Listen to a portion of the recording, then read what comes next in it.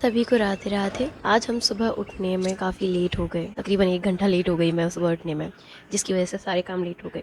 लेकिन अब क्या करें, लेट तो हो ही गए हैं, उसका अफसोस करके और लेट होने से अच्छा है कि अपने काम पे लग जाएं। तो सुबह उठते ही मैंने अपने हाथ में झाड़ू ले लिया है और पूरे घर की साफ सफाई में लग गई हूँ। हवा काफ़ी चलती रहती है, जिसकी वजह से घर में धूल मिट्टी बहुत आती रहती है, इसके कारण ना मुझे काफ़ी टाइम लगता है झाड़ू लगाने में। इन दिनों हमारे क्लाइमेट का जो हाल हो रहा है ना, उस तरह से हमारी पृथ्वी जल रही है, बुखार में तप रही है, उसको देखकर तो यही लगता है कि काश हर जगह इतने पेड़ लगते जितने आसपास इतने हमारे आसपास हैं।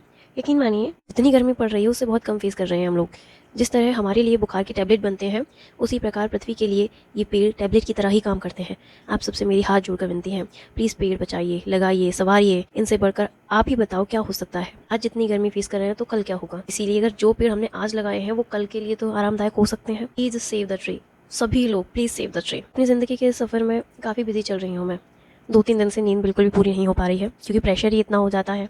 आंखें बहुत तेज़ दुख रही हैं, इसीलिए आज थोड़ी देर मैं दिन में सो गई थी। इसीलिए आंखें सूज रही हैं, क्योंकि आंखें और शरीर बोल रहे थे थोड़ी देर और सो ले, लेकिन सपने बोल रहे थे बस अब बहुत है, काम पर लग जा। तो हमारी नींद पूरी हो गई थी। उसके बाद हम उठ के तुरंत पढ़ने बैठ गए हैं और आज मैंने हिस्ट्री का रिवीजन किया है, जिसमें मैंने महात्मा गांधी और भारत के स्वतंत्रता आंदोलन का पूरा रिवीजन किया है। इससे तो मैं अपनी पढ़ाई अपने करियर के लिए ही करती हूँ, लेकिन मुझे अपना पढ़ाई करना बहुत पसंद है। आप इसे मेरी हॉबी भी समझ सकते हैं। एक और बात मैं आपको बताना चाहती हूँ, मुझे इस बात की बहुत खुशी होती है कि मेरी सारी हॉबियाँ ही ऐसी हैं जिनसे मैं खुद को बेहतर बना सकती हूँ, जिसके लिए मैं हमेशा अपने प्रभु को थैंक्स करती रहती हूँ। इस मल्टी टैलेंटेड लाइफ में मैंने एक चीज़ बहुत अच्छे से सीख ली है कि अगर इंसान चाहे ना तो एक नहीं हज़ारों चीज़ों में एक्सपर्ट हो सकता है, जैसे मैंने खुद को बनाया है।